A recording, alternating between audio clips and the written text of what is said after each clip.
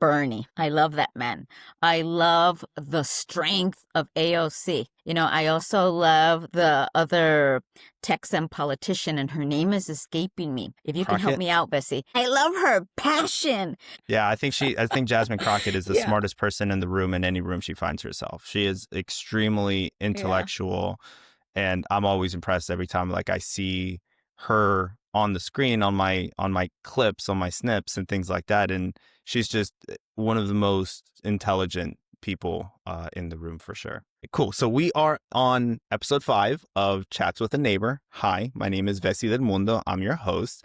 This is a podcast designed for neighbors to just chat about things going on in their life. That way the neighborhood can learn about them. And today we have Veronica Williams. Veronica, please go ahead and introduce yourself to the neighborhood. Yes. Good morning, everyone, or good afternoon, depending on where you are. I'm Veronica Williams. I am a Navy veteran. I'm a mental health professional, and I am a proud Mexican-American abuelita who thinks enough is enough with our current American politics. So enough is enough with the division, enough with the I can't afford anything economy, enough with just hating one another. And what got you involved into politics? Because I know that that's a big crux of this conversation. Absolutely. So by trade, I'm a mental health professional. And I don't have the luxury, Bessie, to engage in denial or gaslighting individuals about the current climate of our American politics. When I work with individuals, I'm constantly empowering them to engage in action to create positive change in their own lives. So this is me practicing what I preach, so to speak, and engaging to create positive change, not only for the constituents in my district, but also, hopefully, for all U.S. citizens in the United States. Being a mental health professional, what are some of the things that you're seeing in politics today that might worry you? A lot. To begin, it's the division, honestly. So, for example, hating our neighbor, and this division, it's really being taught and conditioned. And this is done through multiple venues or avenues. So, for example, billionaire-owned media such as CNN and Fox News, they are conditioning us to be divisive, to hate our neighbor. The algorithm on social platforms, again, owned by wealthy people, that also conditions us to be subjected to constant hate on our social media platforms. And I'm sorry to say, but it's the reality. Some families also teach hate. And so that's a major concern of mine, because we actually, as human beings, we actually know how to get along. For example, back in the 90s, I was in the U.S. Navy. Right after high school, I joined the Navy. And we service members, we learned to get along, right? I was on board the USS Cape Cod. I was stationed in San Diego, California, and we deployed for 6 months out there by ourselves in the beautiful Pacific Ocean, and we had to literally learn to work together. Very quickly, we became a tight-knit family. But like in all families, there was dysfunction. We did have our Jerry Springer moments, like all families do. However, we learned to accept ourselves, because if not, if we had some type of mishap or emergency, our ship would surely sink. I really want to remind people that we can work together, because we did this during 9/11.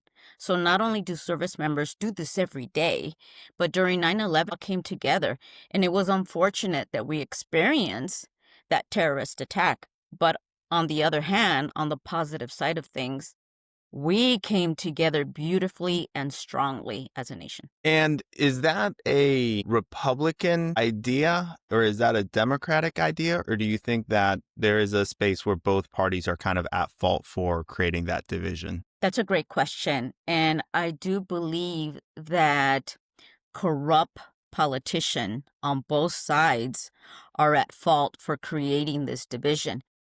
Again, I'm a mental health professional by trade, and I don't have the luxury, right, to engage in gaslighting or denial. And my observations as a trained professional is that corrupt politicians are allowing and engaging in this hate and in this division so that we really don't see what's going on. We're too busy fighting with our neighbor, within our families, within our friends, to notice that the real people that are destroying our democracy are the corrupt politicians and their friends, the billionaires. So I imagine when going into politics or going into Congress to be a congressperson, I imagine that when we look at the ticket, it's almost always pick a side, whether someone's going to run as a Republican or someone's going to run as a Democrat. How do you kind of look at that decision in front of you? You know, again, we have been conditioned here in the United States to just pick one party or the other, a two-party system, right? And if we look at other countries, they have more than one party. You know, just as an example, our neighbors to the north, they have more than one party. Our neighbors to the south, they have more than one party. So they get more options, right? To blame different parties for everything that's going wrong. But I think that the timing is right for people to accept an independent candidate such as myself, because I'm not loyal to a party. I'm loyal to the constituents. I'm loyal to we the people of this nation, you know, and I don't believe in accepting corporate PAC money or APAC money. So in this way, I will always work and represent we the people. And you've mentioned that enough is enough with the I can't afford it. I can't afford anything economy. Can you expand on that a little bit more? Because it sounds like, if I'm just going to go based off of the Absolutely. title, it sounds like what I and a lot of people say, where it's like everything's too damn expensive. Absolutely. You know, clearly now we know that these trade wars, these tariffs, they're not working. You know, it's not the greedy billionaires or the big corporations that are paying these fees. It's us consumers. And we see this and we feel this when we go grocery shopping. Groceries are super expensive. If we need to purchase a car because we have an old one, that's also expensive, you know? So we see it in our day-to-day purchases, right? But we have also noticed that equity firms such as Blackstone, they're buying up all of these homes. And unfortunately, younger generations like millennials and Gen Z, the American dream of purchasing a home is getting further away from them. And that's just not fair, because this is the American dream. It's not supposed to be an American scam. You know, that definitely hits close to home. The comment on unaffordability in the housing market, and BlackRock coming in and buying up the properties. I'm headquartered and based out of North Carolina, so I spent 15 years there. And in Wake County, the pricing and housing market in that area has just skyrocketed for multiple factors. Of course, I'm not blind to the fact that people are working remotely, so a lot of them have relocated, and money from New York and California certainly goes farther in southern states like North Carolina. But there is also the very real situation that we find ourselves where neighborhoods are being built to be rented, not to be sold. Mhm. And it's a very difficult place for somebody who is, as I would describe myself, somewhat financially literate, and where historically the best investment that an American, a person can make, is a home that will build equity for themselves and create that generational wealth, not only for themselves, but their kids and their grandkids. And my parents got lucky. They were lucky. I want to use that word respectfully. They were house poor the entirety of my time in North Carolina. And in the past 5 years, the house has skyrocketed in value. And it definitely seems like something that, for me as a 30-year-old, it's like just at the tail of the American dream, where we saw it for the generation in front of us. It's really difficult to see it for ourselves, and it's almost impossible to see it for the next generation of new grads who are 20 years old. So yeah, it's a very tricky place to be when I look at local leaders also accepting money from billionaires. My local congressperson in my district accepted $44,000 from APAC, and she has no business as a congressperson of my district in North Carolina. She should probably be a little bit more focused on local things and to their constituents. absolutely. And even though they'll deny, right? No, this doesn't affect my opinion, but it does. I mean, anyone with common sense can see that if I give you money, you're going to do something for me. It's not just free money. There's a price tag to that. And I'm not sure if you've noticed, you probably have, but these politicians that have accepted APAC funds, and I'll just give you an example. Mr. Ted Cruz, Mr. Cancun Cruz, right, as he's famously known, he had an interview with Mr. Tucker, and he said it was his goal to be the biggest advocate for Israel. And I was thinking to myself, excuse me, Israel? Are you not an American senator? This race, we don't run for politics to represent Israel, and so as a mental health professional, I'm like, oh my God, I really have to jump into this race because this is not good. This is not going to help any American citizen. When I think about perfect example, Ted Cruz, right? Somebody who should be focusing on his state as a senator is talking about the outside people that have nothing to do with his state and his constituents. I also think about Trump sending, 20 to 40 million, or I think $1 billion to Argentina Mm-hmm. in an era to help their farmers when our farmers just lost a big contract of soybeans with China. And it really does seem like there are other people pulling the strings, not just APAC. I've heard Heritage Foundation, Project 2025 being one of those things that if we just pretend that the politicians aren't the one in control, and we kind of peel that layer back and follow the money to see who were the ones funding their campaign. I mean, I just think about how can we get out of that? Like, just how can we get out of that corporate money in politics? Like, what does that look like? Because I can't even, in my short voting experience, 13 years of being able to vote, like Citizens United had happened for long ago for me as a voter, and people in their 20s new into the electoral and election system might not know what that is. Can you at least give us some idea of what the next stage could possibly look like? Absolutely. I believe that candidates should start by not accepting those corporate funds or APAC funds or any type of PAC funds that may deter you from servicing we the people, first and foremost, right? Because I don't accept those monies. But number two, once you have earned political office, then I think you should still remain ethical, right? And you should not engage in the insider trading information that politicians receive and not, jump on that and start investing and becoming a millionaire, right? Because a lot of them also have become millionaires by, I like this nice insider information. Let me go make $1 million for my family. So ethics plays an important role in this. So I'm not going to engage. Would it be nice to make money? Absolutely.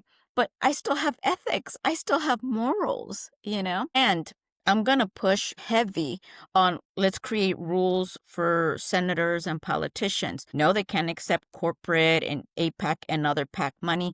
No, they should not be allowed to invest in the stock market. But I already know that I'm going to get pushback, right? So I then think I'm about going to, AOCs and working with Republicans to at least present that bill, and it immediately got like voted out at the same time. yeah. So I understand already that I'm going to get pushback. However, once again, as a mental health professional, I'm going to implement a boundary for myself. No, I'm not going to do this. No, I'm not going to do that. I also believe in term limits. I don't believe in dying in your Senate seat, for goodness sake. So if it's okay with the people that I serve, my goal is maybe to serve 2 or 3 terms, and for the representative, that's 2 years. So no more than 6 years. And when that time comes, I'm going to move out the way and allow a younger person to take my spot. But here's the thing, Bessie. Not only am I going to move the hell out of the way, but in that time, I'm also going to be offering trainings. I'm also going to open it up to a lot of students, a lot of younger people. And I'm going to be like, hey, you want to join me with this? You want to join me with that? So in this way, I can pass the baton to someone else and be like, look, I did what I could. I'm going to back you up. Go for it, because I believe that a strong leader is always looking for their replacement. Love that. Who do you look to in our government as somebody that you draw inspiration from? That's a great question. I love Bernie. I love that man. I love the strength of AOC. I also love the other Texan politician, and her name is escaping me. If you can help Crockett? me out, Bessie. Jasmine She's an Crockett? African American. Yes, I love her passion, and the way that she just doesn't sugarcoat anything. Very direct. I think she's the smartest one in very the room in clear, every very room she finds concrete. herself. Yeah, I think Jasmine Crockett is the smartest person in the room in any room she finds herself. She is extremely intellectual, and I'm always impressed every time like I see her on the screen on my clips, on my snips and things like that, and she's just one of the most intelligent people in the room for sure. I love that, because I also look at some of these people Absolutely. as people who I follow. Uh-huh. So you That's what we are have in common, but that's good. Yeah. So you are, as Vessi, I've constantly mentioned that I believe that all humans deserve food, water, shelter, and healthcare. I have read many of Bernie's books. Of course, I used to be a Bernie bro, and when he was running for presidency. And that universal single-payer healthcare model for all of our neighbors is something that I've constantly made comments about, and you're clearly also an advocate for that. Can you tell us a little bit more about that as well, and what your take on it is? Oh, absolutely, absolutely. Look, it just makes sense that individuals, human beings, U.S. citizens in the United States, that they have universal health care, because in this way, they have access to doctors if they're not feeling well. And healthy people go to work. They don't call in sick. A lot of people love what they do. They like their jobs. They like to earn their living. They're not looking for handouts. So first and foremost, this will keep people physically healthy, right? And I also believe that, of course, universal health care should include dental, vision, prescriptions, and my favorite, mental health. And excuse me, I'm going to sound a little bit biased, right? But I think mental health will also help us address many issues that we have as a nation. So, for example, unfortunately, the school shooting in Uvalde, where this 18-year-old literally decimated children, right?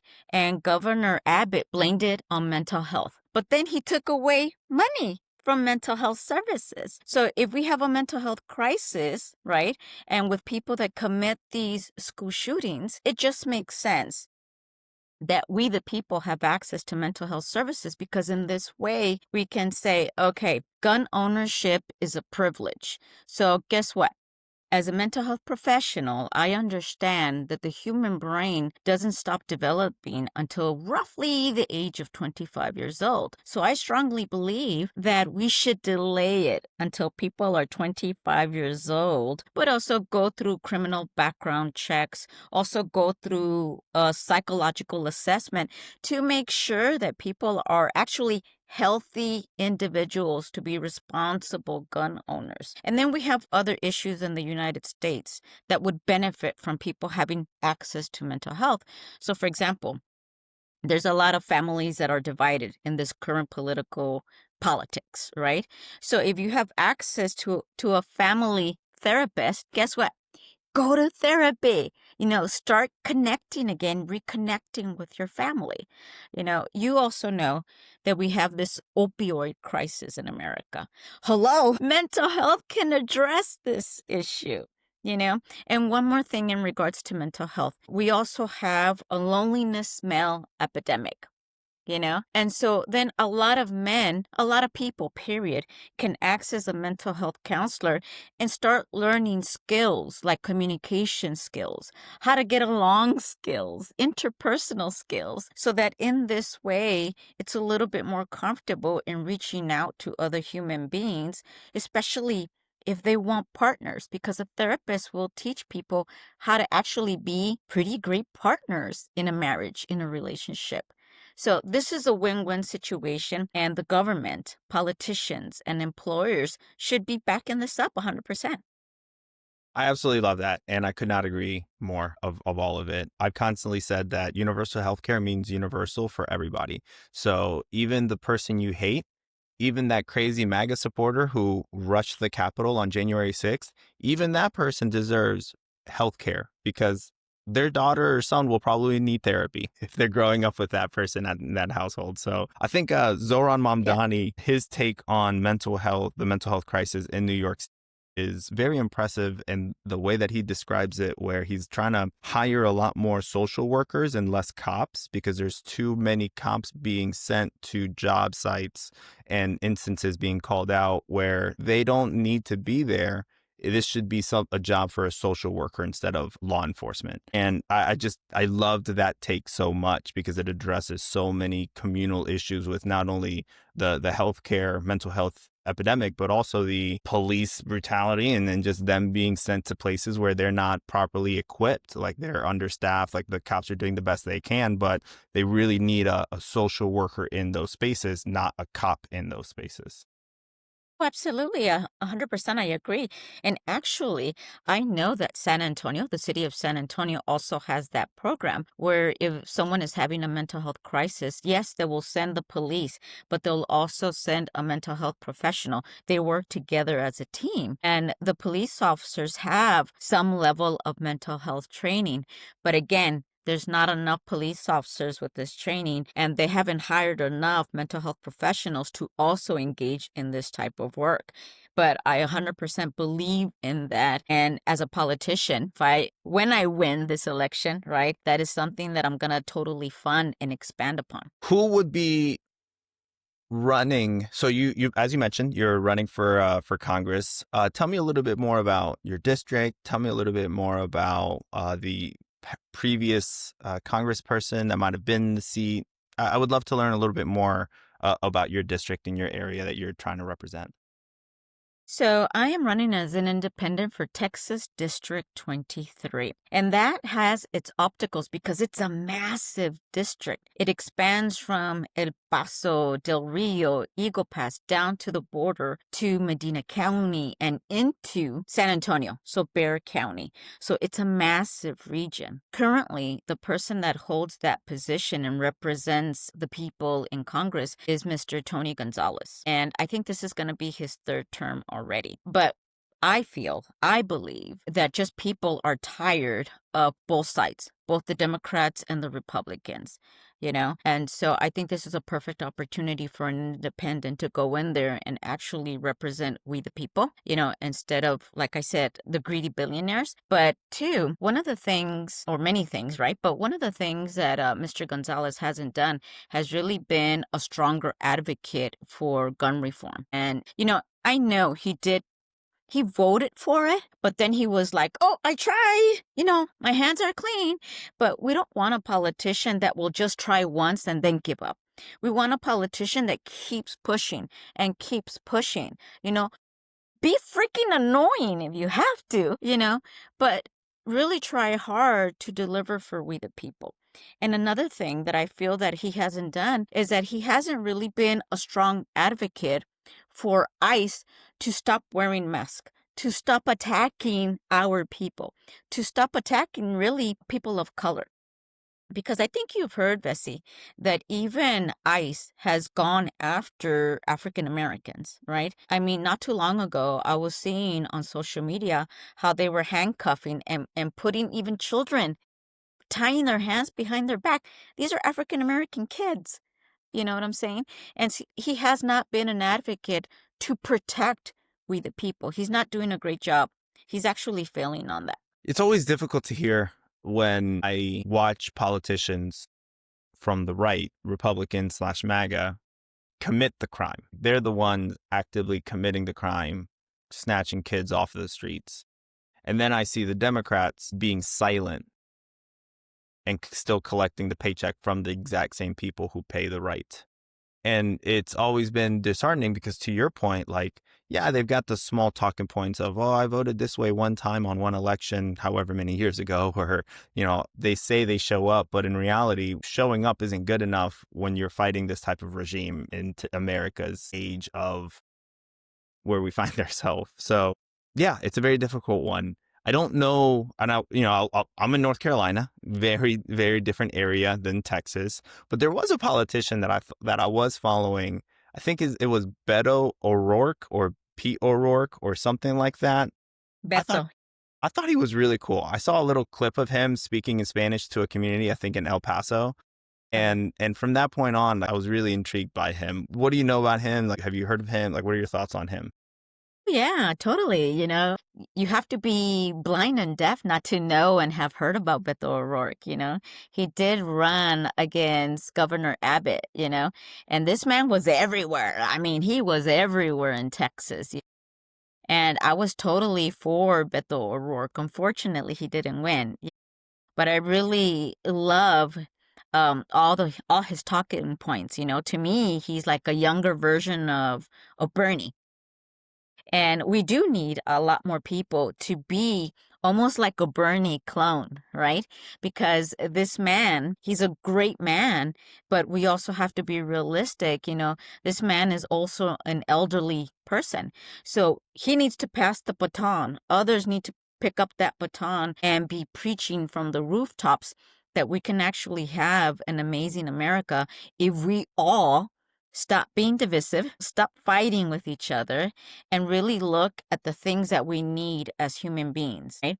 The basic human things that we need as citizens. And that goes back to one of the things that you mentioned. As human beings, we need basic stuff. Like, as a mental health professional, in my brain, I have the Maslow's hierarchy of needs, and that means we have the need for clean water, clean air. We need basic healthcare, and that means universal healthcare. So Beto O'Rourke and Bernie, they're not wrong. They're right. These are the things that we need as just human beings, period. But the shareholders, Veronica, the shareholders need to we got to make sure the shareholders eat. And that's what drives me crazy about the healthcare space, because again, it's just complicated on purpose. And that's where a lot of the time, like, you'll have the people standing up for their neighbors, and you'll get, folks traveling to meet a CEO as they're walking out of a building to do actions to stop, as a defense, right? And I'm on the record saying that if I view an insurance company denying a claim for a life-saving treatment, I view that as an act of violence from the insurance company to the person. So then if the person retaliates, I view that as self-defense. And it's a very tricky place that I find myself morally with a stance like that. But I don't know of any other way to see it in today's space. So yeah, I definitely get that aspect of it. Yeah. And, I've had my share of dealings with insurance companies, and I'm along with the people. I totally hate them. I think they're the devil, honestly, because it's their greed that doesn't allow us to get healthcare. We are paying record amounts of premiums, deductibles, co-payments, and they are not approving these services because the more that they not approve it, the more money that they get to keep. As a mental health professional in private practice, they too sometimes fight practitioners on paying us. They don't want to pay us. In the past, I have submitted claims time and time again. So, for example, if I saw a client, I don't know, this is the month of October. If I saw a client in June, for example, sometimes I won't get paid. Sometimes us providers, we don't get paid because they're like, oh, you didn't dot this I, you didn't cross this T. Oh, by the way, he's no longer a recipient of ours or a customer of ours. And I've had to fight back and forth with insurance companies. So I know how damaging they can be.